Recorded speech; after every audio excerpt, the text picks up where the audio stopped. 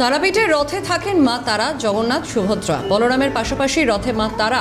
মা তারাকে নিয়ে রথের তারাপীঠ ঘোরানো হবে। 3টে নাগাদ মা তারাকে গর্ভগৃহ থেকে রথে বসানো হবে। এবার রাজ্য সরকারের 5 লক্ষ টাকার অনুদান পেয়েছেন এই মন্দির।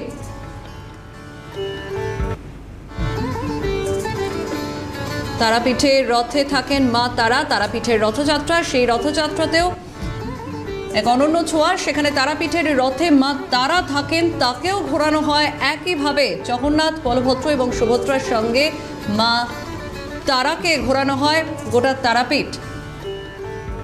গর্ভগৃহ থেকে বের করে আনা হয় মা তারাকে এবং তাকেও বসানো হয় সেই রথে, এবং রথে থাকেন মা তারা এবং ঘোরেন গোটা তারাপীঠে।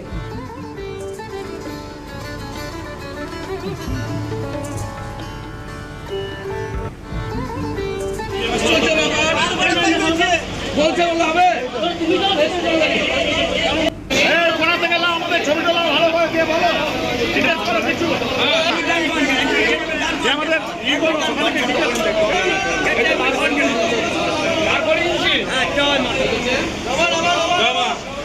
কোনা থেকে আমাদের ছবিটা করো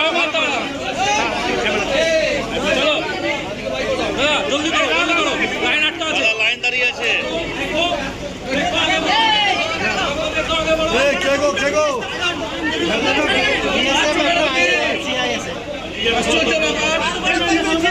বলছে বলা হবে কোনা থেকে আমাদের ছবি তোলা ভালো করে দিয়ে বলো ডিটেলস করো কিছু আমাদের ই করো সকালকে ডিটেলস দেখো